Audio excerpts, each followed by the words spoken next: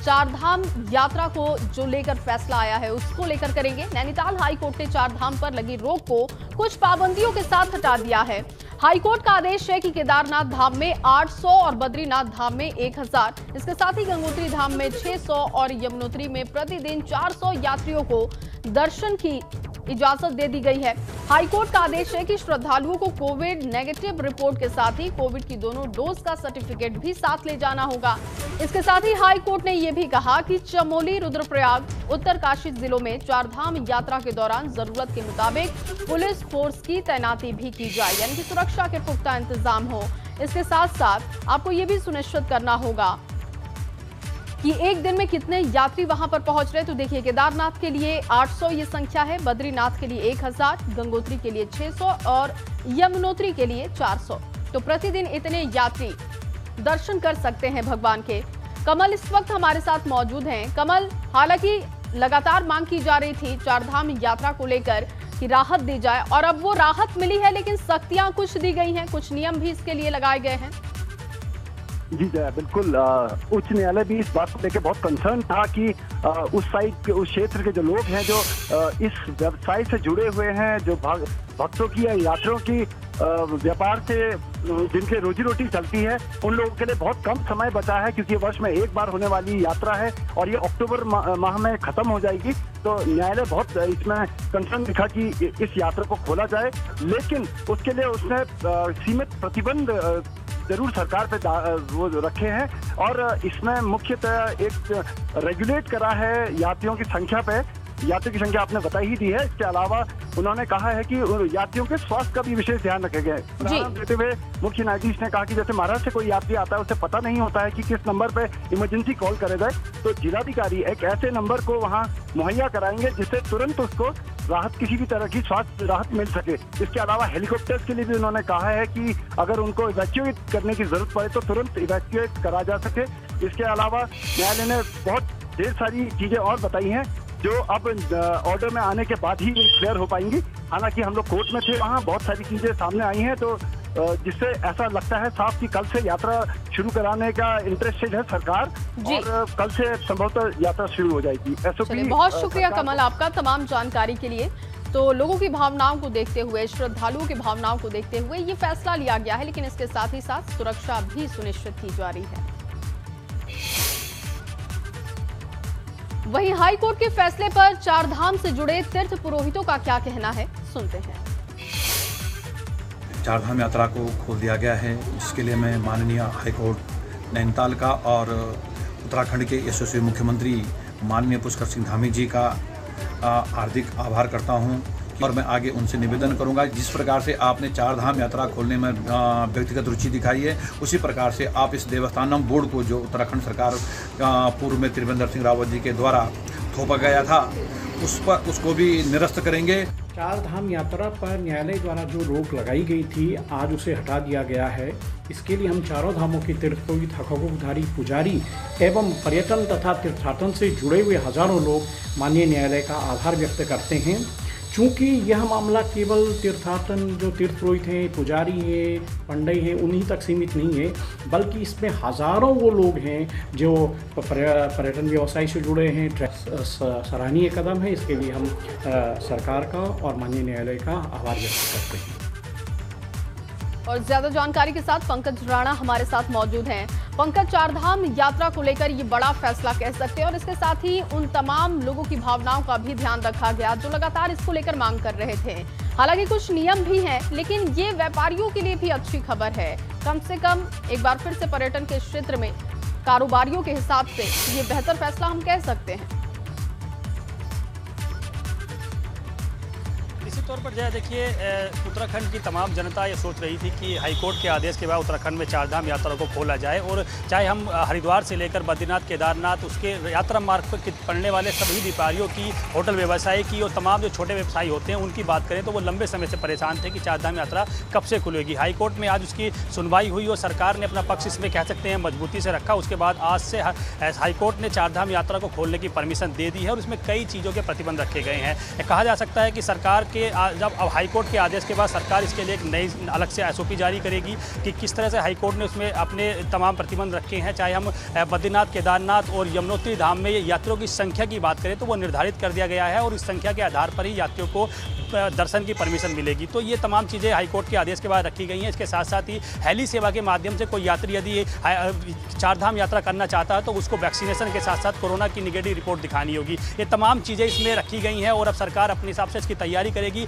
लेकिन इसमें सबसे महत्वपूर्ण बात ये होगी कि चारधाम यात्रा मार्गों पर जो सरकार की व्यवस्थाएं हैं वो कितनी है, क्योंकि चमोली, रुद्रप्रयाग और उत्तरकाशी इन 3 जिलों में पर्याप्त पुलिस फोर्स मौजूद रहने के निर्देश हाईकोर्ट ने दिए हैं। उन तीनों जिलों में यात्रा मार्गों पर पुलिस फोर्स को तैनाती की जाएगी। इसके साथ साथ ही अस्पतालों की बात करें तो वहाँ डॉक्टर के साथ साथ तमाम जो चीज़ें हैं, तमाम व्यवस्थाएं हैं, उनको बनाने के निर्देश दिए गए हैं। क्योंकि इन्हीं बातों को लेकर पिछले दौरान से चारधाम यात्रा नहीं खुली थी जाया और हाईकोर्ट के आदेश के बाद अब चारधाम यात्रा को खोलने की परमिशन दे दी है। तो वहाँ के जो तमाम तीर्थ पुरोहित हैं, यात्री हैं, उसके साथ साथ ही तमाम जो ऐसे लोग हैं जो ये इंतजार कर रहे थे देश भर के जो यात्रा शुरू हो और वो अपने आराध्य की दर्शन कर सकें, तो ये अब वो उसका इंतजार की घड़ी अब खत्म हो गई है। और अब आज यानी कल से सरकार इसके लिए आज पूरी तैयारी कर लेगी शाम तक, और कल से जो नई SOP सरकार जारी करेगी यात्रा के लिए, उसके बाद चारधाम यात्रा प्रदेश में शुरू हो जाएगी और उससे तमाम लोगों को राहत मिलने की संभावना जताई जा रही है। बिल्कुल, ये बड़ी राहत है। पंकज, आप बने रहिए हमारे साथ। लगातार इसको लेकर रिएक्शंस भी आ रहे हैं और इससे पहले हमने पुरोहितों के रिएक्शन सुनाए थे। चलिए अब आपको विपक्षी दल कांग्रेस का क्या कहना है हाईकोर्ट के फैसले को लेकर, क्योंकि कांग्रेस चारधाम यात्रा को लेकर प्रदर्शन कर रही थी। सुनते हैं। भारतीय जनता पार्टी ने कभी भी इसको गंभीरता से नहीं लिया। अगर भारतीय जनता पार्टी चाहती तो ये कोर्ट में अपनी ठोस पैरवी करती तो ये निर्णय पहले ही आ जाना चाहिए था। जो हमारे कोविड के बाद जो लोगों की आर्थिक स्थिति चरमरा गई है उसमें थोड़ा हम कंट्रोल कर सकते थे, लेकिन स्थिति आज ये हो गई है कि लोगों भुखमरी के कागार पर लोग आए, लेकिन सरकार ने उनकी कभी कोई सुन नहीं। लेकिन जो कुछ शर्तों के साथ जो कोर्ट ने जो निर्णय लिया है, सरकार को अभी भी समय है थोड़ा सा। अगर सरकार गंभीर है थोड़ा सा, तो जो हमारे व्यापारी लोग हैं, जो चारधाम यात्रा से जुड़े हुए लोग हैं, उसको गंभीरता से लें और कोर्ट के जो नियम है उनका पालन करें। और चलिए इस बीच आपको एक और बड़ी जानकारी दे। देहरादून पहुंचे बीजेपी चुनाव प्रभारी प्रहलाद जोशी और चुनाव प्रभारी बनने के बाद उनका ये पहला दौरा है। यहाँ पहुंचकर अब वो पार्टी के नेताओं से बातचीत करेंगे, कार्यकर्ताओं के साथ बैठेंगे, रणनीति तैयार होगी। चुनाव प्रभारी बनने के बाद उनका पहला दौरा है, बेहद अहम दौरा आप कह सकते हैं, क्योंकि अब से ग्राउंड पर कार्यकर्ताओं को किन मुद्दों के साथ पहुंचना है, हर वर्ग को लेकर क्या रणनीति होनी चाहिए, इसको लेकर बातचीत होगी। पंकज हमारे साथ लगातार बने हुए हैं। पंकज, प्रहलाद जोशी पहुंचे हैं उत्तराखंड और अब जाहिर तौर पर क्योंकि अब बहुत कम समय है तो अब रणनीति तैयार की जाएगी। पहुंचने के बाद से क्या कार्यक्रम उनका है, जरा ब्रीफ कीजिएगा। बिल्कुल जय, देखिए जो प्रहलाद जोशी हैं भाजपा के चुनाव प्रभारी बनाए गए हैं, वो देहरादून पहुंच चुके हैं। जोली ग्रांट से लेकर देहरादून तक उनका कई जगह स्वागत किया गया है, भव्य स्वागत किया गया है। मुख्यमंत्री पुष्कर सिंह धामी समेत पार्टी के तमाम वरिष्ठ नेता उनको खुद एयरपोर्ट लेने गए थे, जोली ग्रांट एयरपोर्ट, और उसके बाद वो सड़क मार्ग से देहरादून आए हैं। जोली ग्रांट से लेकर देहरादून तक उनका कई जगह स्वागत किया गया है और अभी वो सीधे बीजापुर गेस्ट हाउस गए हैं। वहाँ पर तमाम कुछ बड़े नेताओं के साथ बातचीत करने के बाद उनकी फिर 4 बजे से लगातार बैठकों का दौर शुरू हो जाएगा, क्योंकि चुनावी वर्ष शुरू हो गया है और चुनाव के मद्देनजर ही भाजपा ने ये सभी रणनीति बनाने की तैयारी शुरू कर दी है।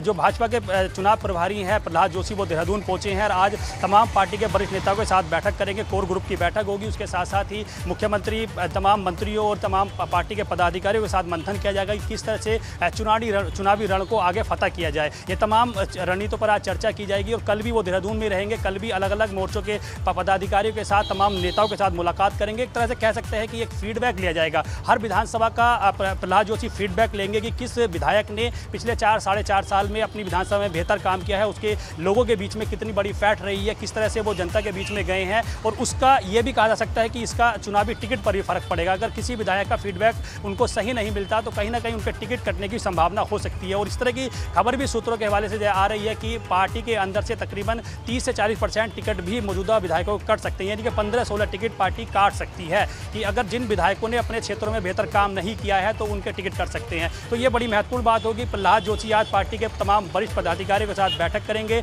और चुनावी रणनीति की पहली ये बैठक होगी, क्योंकि प्रहलाद जोशी चुनाव प्रभारी बनने के बाद पहली बार उत्तराखंड आए हैं, देहरादून आए हैं। तमाम पार्टी के पदाधिकारी के साथ बातचीत करेंगे। उसमें आगामी किस तरह से रणनीति और बनाई जाए, कैसे संगठन को मजबूत किया जाए, सरकार और केंद्र सरकार की जो नीतियां हैं, जो तमाम ऐसे काम किए गए हैं, आपने बहुत ये बड़ी बात कही है और ये ताजा अपडेट है। हम अपने दर्शकों को एक बार फिर से ये बता दें कि जो अपडेट आपने दिया ये बहुत इस वक्त के लिए अहम भी है बीजेपी के लिए। जो कार्यकर्ता, जो नेता जो इस वक्त काम नहीं बेहतर कर रहे हैं उनका टिकट भी कट सकता है। इस तरीके की भी जानकारी जो आपके जरिए हम अपने दर्शकों को दे रहे हैं। बहुत शुक्रिया आपका तमाम जानकारी के लिए पंकज। वहीं बीजेपी में शामिल होंगे सूरत राम नौटियाल, बड़ी जानकारी मिल रही है। गंगोत्री विधानसभा से ताल्लुक रखते हैं सूरत राम नौटियाल और पुरोहित समाज का प्रतिनिधित्व करते हैं। 2 बजे बीजेपी प्रदेश कार्यालय पर कार्यक्रम होगा और उसके बाद वो बीजेपी का दामन थामेंगे। आपको बता दें कि गंगोत्री विधानसभा से वो ताल्लुक रखते हैं, पुरोहित समाज का प्रतिनिधित्व करते हैं सूरत राम नौटियाल और आज वो बीजेपी का दामन थामने जा रहे हैं। 2 बजे बीजेपी प्रदेश कार्यालय पर कार्यक्रम है। वहीं आज सीएम पुष्कर सिंह धामी का जन्मदिन है और ऐसे में मुख्यमंत्री सुबह सुबह देहरादून के टपकेश्वर नाथ मंदिर पहुंचे और भगवान शिव का जलाभिषेक भी किया। इस दौरान सीएम ने प्रदेश की सुख समृद्धि की कामना की। सीएम ने कहा कि भगवान भोलेनाथ हमारे आराध्य देव हैं और आज वो भगवान की शरण में आए हैं। भगवान भोलेनाथ से कामना करता हूं कि प्रदेश नई ऊंचाइयों को छुए।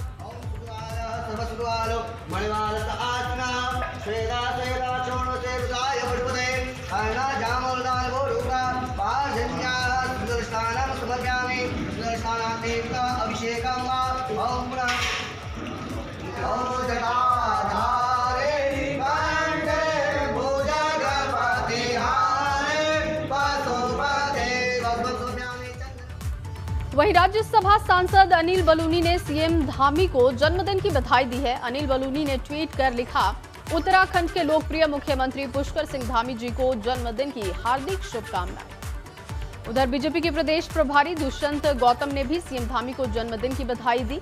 दुष्यंत गौतम ने अपने ट्वीट में लिखा, उत्तराखंड के यशस्वी मुख्यमंत्री पुष्कर सिंह धामी को जन्म दिवस की हार्दिक बधाई और शुभकामनाएं। ईश्वर से आपके उत्तम स्वास्थ्य और दीर्घायु होने की प्रार्थना करता हूं।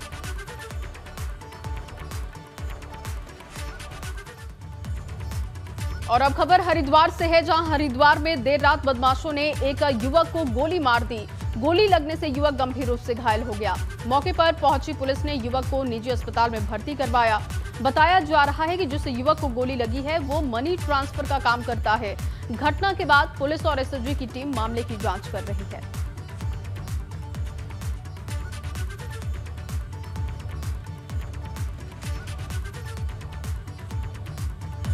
वहीं बटकोट में बारिश की वजह से यमुनोत्री हाईवे बंद है। ब्रह्मखाल पनोत के पास रोड बंद है। रोड पर मलबा गिरा है, बड़े बड़े पत्थर गिरे हुए हैं, जिससे कि मार्ग खुलने में अभी और भी वक्त लग सकता है। ये तस्वीर भी हम आपको दिखा रहे हैं, बटकोट की ये तस्वीरें हैं। रोड पर मलबा जमा हुआ है और बताया जा रहा है कि अभी भी वक्त लग सकता है इस रास्ते को खोलने में।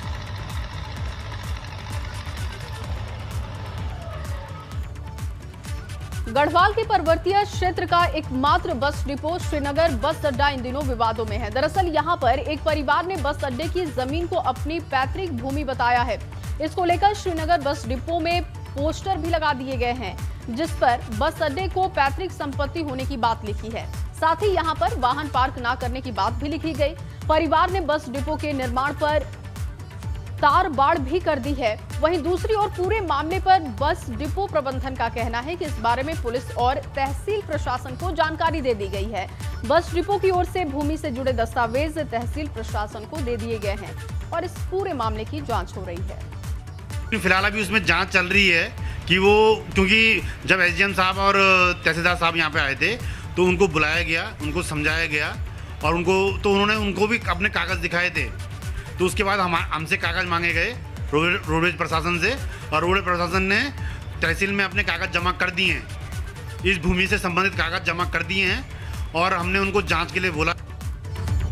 काशीपुर के सरकारी स्कूलों की तस्वीर काफी बदल चुकी है। स्कूलों में शानदार और आकर्षक भवन, पर्यावरणीय ज्ञान के लिए वाटिका, सभी क्लास में स्मार्ट टीवी और इंटरनेट जैसी सुविधा मुहैया कराई गई है, जिसके बाद छात्र छात्राओं की संख्या में भी बढ़ोतरी देखने को मिल रही है। अभिभावक भी इन स्कूलों में अपने बच्चों का एडमिशन कराने के लिए उत्साहित दिखाई दे रहे हैं। दूसरे राज्यों में कोरोना मामलों में बढ़ोतरी को देखते हुए रुड़की पुलिस प्रशासन ने बॉर्डर पर एक बार फिर से सख्ती बढ़ा दी है। नारसन बॉर्डर पर सख्ती बढ़ा दी गई है। बाहरी राज्यों से आने वाले लोगों की बिना RT-PCR रिपोर्ट और रैंडम जांच के बिना एंट्री नहीं दी जा रही है। स्वास्थ्य विभाग और पुलिस प्रशासन की टीम नारसन बॉर्डर पर अलर्ट है। आपको बता दें कि काफी समय से बॉर्डर पर कोरोना जांच नहीं की जा रही थी, लेकिन अब कई राज्यों में कोरोना के बढ़ते मामलों को देखते हुए ये तैयारी की गई है और इसके मद्देनजर एक बार फिर से कोरोना की रैंडम जांच शुरू कर दी गई है। और अब आपको रुड़की से बड़ी जानकारी दे, तेज रफ्तार ट्रक ने बाइक सवार दंपत्ति को टक्कर मार दी। टक्कर लगने की वजह से बाइक सवार पिता पुत्र की मौके पर ही मौत हो गई। 2 लोगों की जान चली गई। सड़क हादसे में बाइक सवार की पत्नी गंभीर रूप से घायल है। पुलिस दोनों शवों को कब्जे में लेकर पोस्टमार्टम के लिए भेज चुकी है और झबरेड़ा थाना क्षेत्र का ये पूरा मामला बताया जा रहा है। बाइक सवार महिला गंभीर रूप से घायल है, जबकि पिता पुत्र की मौके पर ही मौत हो गई।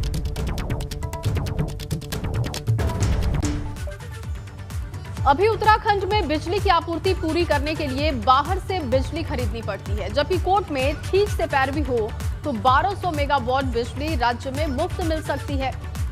और इसके साथ साथ अम्बेड्समैन के चेयरमैन सुभाष कुमार ने प्रेस कॉन्फ्रेंस में इस बात की जानकारी दी। कोर्ट में ठीक से पैरवी हो तो राज्य में जो भी संस्थान हैं उनकी रॉयल्टी राज्य को मिलेगी और लोगों को बिजली भी सस्ती मिलेगी और बिजली फ्री मिलेगी। 2010 में हमने ये इसको अपील फाइल किया था स्टेट में, सुप्रीम कोर्ट में, क्योंकि उसमें जो है सेक्शन 43 जो पुनर्गठन एक्ट है, उसके सेक्शन 43 के 2 या 3 में दोनों में लिखा हुआ है कि जो जब 2000 में 9 नवंबर को 2000 को उत्तराखंड बना था, तो जो प्रॉपर्टी जो जहाँ सिचुएटेड होगा या जहाँ जिसका फंक्शनल हेडक्वार्टर या रजिस्टर्ड कंपनी का हेडक्वार्टर होगा, वो प्रॉपर्टी वहाँ की होगी।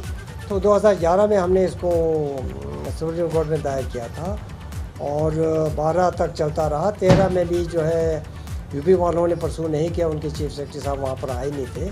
तो 2013 के दिसंबर में हमारे फेवर में जजमेंट हो गया। वहीं रुद्रपुर में आप नेता कर्नल अजय कोठियाल के कार्यक्रम के दौरान हंगामा हो गया। दरअसल मंच पर जगह न मिलने की वजह से एक महिला कार्यकर्ता ने हंगामा काटना शुरू कर दिया। महिला का कहना था कि वो 8 साल से आपसे जुड़ी हुई है, मगर उसे कार्यक्रम के दौरान सम्मान नहीं मिला, जिस पर महिला ने जमकर बवाल किया। आप कब से पार्टी में काम कर रही हैं?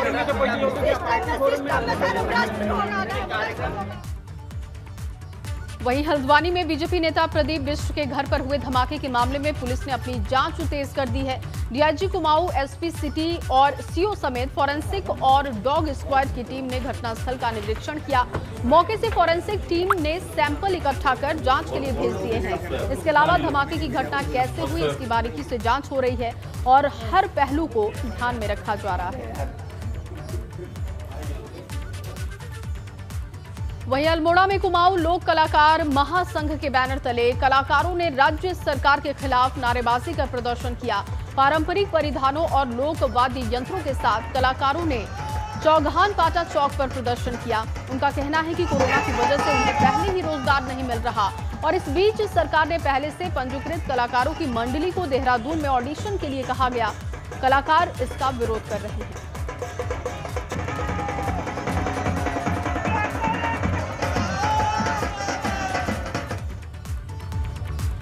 उधर उत्तरकाशी में पर्यटन विभाग के 10 दिनों के एडवेंचर फाउंडेशन प्रशिक्षण और शिवलिंग शिखर के आरोहण के लिए 6 सदस्यीय विदेशी दल को हरी झंडी दिखाकर रवाना किया गया। डीएम मयूर दीक्षित ने कलेक्ट्रेट से हरी झंडी दिखाकर इस दल को रवाना किया।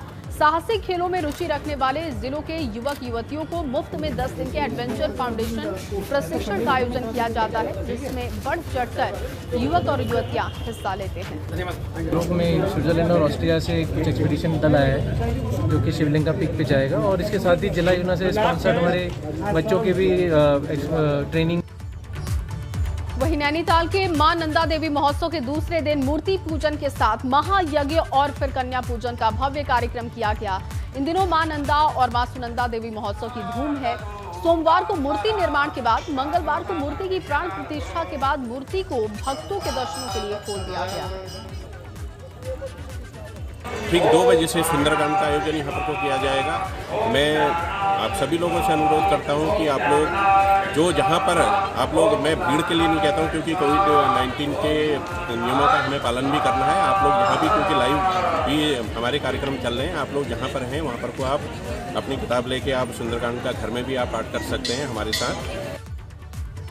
वहीं अल्मोड़ा के ऐतिहासिक नंदा देवी मेला के छठे दिन श्रद्धालुओं ने मां नंदा सुनंदा की पूजा अर्चना के इस दौरान सांस्कृतिक कार्यक्रम का भी आयोजन किया गया। इस दौरान डीएम वंदना सिंह ने मां नंदा देवी के दर्शन और पूजन किए। साथ ही मेला समिति ने जिला अधिकारी को स्मृति चिन्ह भी भेंट किए। डीएम ने कहा कि ऐतिहासिक नंदा मेले में आकर उन्होंने मां से सुख शांति की कामना की है।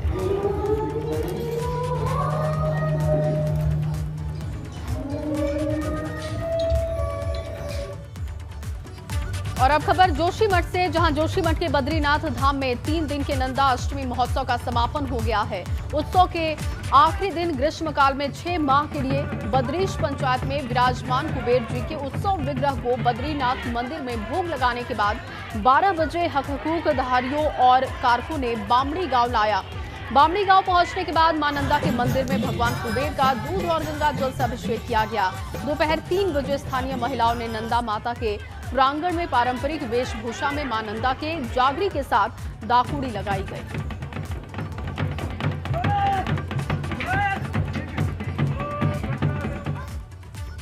और चलिए उत्तर प्रदेश से एक बड़ी जानकारी मिल रही है, सीधे उसी का रुख करेंगे। यूपी में आम आदमी पार्टी की बड़ी घोषणा। उत्तराखंड के बाद अब यूपी में भी फ्री बिजली देने का ऐलान किया गया। आम आदमी पार्टी की तरफ से आप सरकार बनी तो प्रदेश को 300 यूनिट हम फ्री बिजली देंगे। मनीष सिसोदिया ने बड़ा ऐलान कर दिया है। सरकार बनने के 24 घंटे के अंदर लागू होगा 300 यूनिट फ्री बिजली देने का आदेश। और किसानों को खेती के लिए पूरी तरीके से बिजली हम फ्री देंगे।